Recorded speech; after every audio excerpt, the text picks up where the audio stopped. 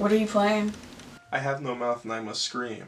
It's a horror game based off of a short story from decades ago. An AI takes over the world and kills all of humanity except for a handful, which he tortures psychologically and physically. It's pretty crazy. Alright, well, I'm gonna go ahead and study for this history exam. Yeah, it's something like that.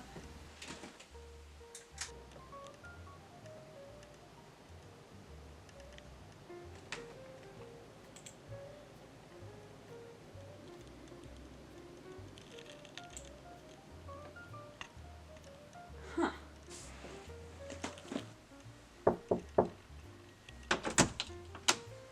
Do you ever feel weird seeing this stuff? Regarding AI? Yeah, I can't scroll on Facebook without seeing someone's AI action figure that they've posted for the 4th time of the day. You okay?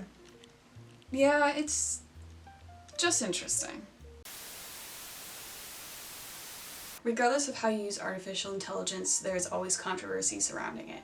We've all been there staring at a Microsoft Word document at, 12 a.m., 1 a.m., wondering what we are going to write. I think a lot of people see artificial intelligence like a calculator.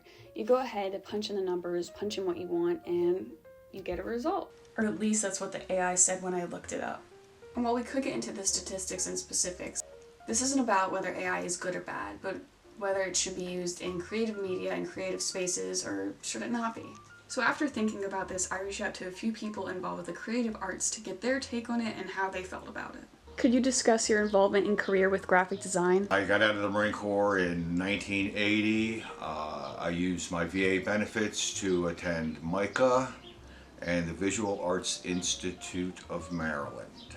I started my career in the graphics while I was still in school, in college. Started as an advertising paste-up artist, on to becoming a camera operator in the graphics field. I got into film prep. Do you think AI should be used in creative media? Absolutely. Yeah, I think AI, it's sort of like everything else. It can be good, it can be bad, but I think the benefits really outweigh the negative. Have you seen negative impacts of people who use AI-generated images within art? I could give you endless examples of ridiculousness where people ask you to respond as though what you're looking at is a real image. It's kind of amazing how many people who view AI and don't realize they're looking at a non-real image or scenario or whatever. It kind of takes away from real art, people who use mediums other than AI. I mean, I'm all about computer-generated images. I know the training that goes into, being a master at Adobe-based products and all that. But the AI seems to make anyone have the ability to create really neat-looking things. So it's kind of a fraudulent, fake thing. I think the internet's brought us a lot of great things along with a lot of bad things. So once again, the good and the bad. When you take the human element out of creativity, whether it be writing or design or art or whatever, I don't think it's a good thing. I approve of AI, but that's just my opinion. Can you describe your experience with art, animation, and 3D modeling? Of course. Art and animation. I mean, obviously, when you look at things like animation, whether it's like a stick figure moving for like 10 seconds or, a Studio Ghibli film, it takes time. Obviously, there's different levels.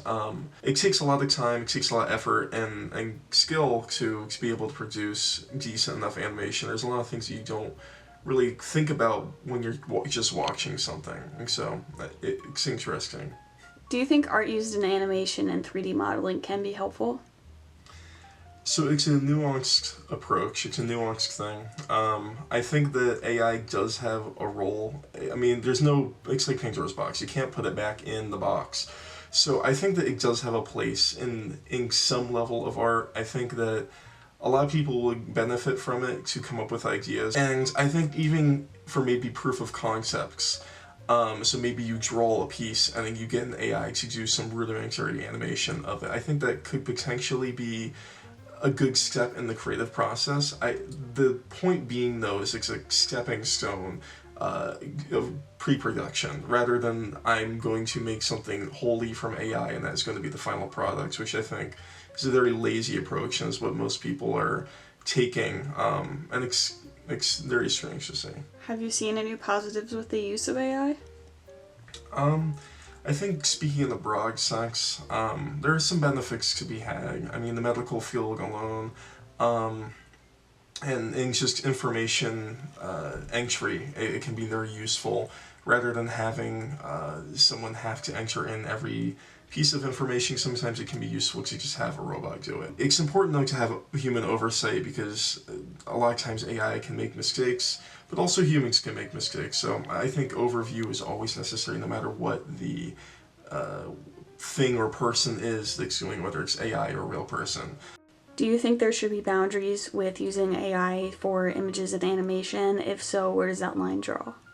I think when you're trying to pass off art as your own, say if you enter a competition to draw or animate something, and we've seen this happen before, where someone enters, says that this is their art, this is their animation, or whatever it may be, and then they win the competition when all they did was enter a prompt. I think that's pretty messed up, and I honestly think using other people's art to train your AI to mimic a particular artist. So, for example, I've seen someone mimic Kim Jong-gi. I think that's not really, especially if the artist has already passed away, I think that's pretty immoral. Can you discuss your experience with writing and journalism? Technically, I have been writing since high school, but ever since I started Community College of Baltimore County, I started to get really interested in writing poems and fiction. Then I transferred to Goucher College back in spring of 2022. I have a major of professional and creative writing. I've had 2 internships where I've had the opportunity to expand my writing skills. I've been with a theater production that's a Baltimore local called Rapid Lemon Productions. I was their literary management intern. Also, I was an intern for Baltimore Witness.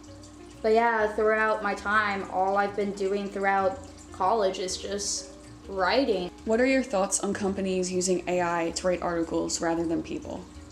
Honestly, it's a bit scary. The fact that these rich corporations, they have all of the money in the world and they don't bother paying real people, creating stories, creating articles. The sentences that AI creates, it's not 100% accurate. What does authorship mean to you, and how has AI impacted that? The fact that AI is taking away people's jobs, either that or just hiring people just to work with an AI, quote unquote work, it's taking away your sense of imagination, it's taking away your sense of critical thinking, because what do you have to think about? What do you think the story is about? You don't know, because a machine's doing that for you. What do you think the boundary should be for using AI in any kind of creative or professional writing? Instead of AI taking the role as the author or writer, it should be instead a little tool. There was only this one time where I used ChatGPT, and that was to translate regular modern English to Shakespearean language. I was writing a play script with a character who only speaks in Shakespearean. Last resort, I decided to use ChatGPT to translate what I want to write, put it in from modern language to Shakespearean. I don't want AI to create my whole script, because I don't want it to write all of my characters. I don't want it to write everything, because that's taking away the credit that I want to have. Instead, I want it to be like a little translating tool, because they're speaking in a language that not a lot of people would understand right off the bat. You can still research on Google. You can still use like academic journals to like understand like how to create a character or how to create a story, but AI, it can be used like a reference. With that, I again wanted to raise the question of should artificial intelligence involvement with creative media, such as artists, graphic designers, writers, these jobs that are already significantly unrecognized and underpaid, and already taken less seriously, are we supporting artists or using a tool that does it cheaper and faster? Are we learning how to do things or skipping the process? I don't think we're heading for a robot apocalypse. I'd maybe be wearing a tin hat if I thought so. People feared the radio. People feared computers when they switched from December 31st, 1999 to January 1st, 2000, thinking that the world was going to end. Started communication millions of years ago with drawings on cave walls, to ink scribbled on script sheets, to modern times. It's imperfect. It's emotional. Whether that be music, writing, paintings, anything, it takes time. It's human. Thank you.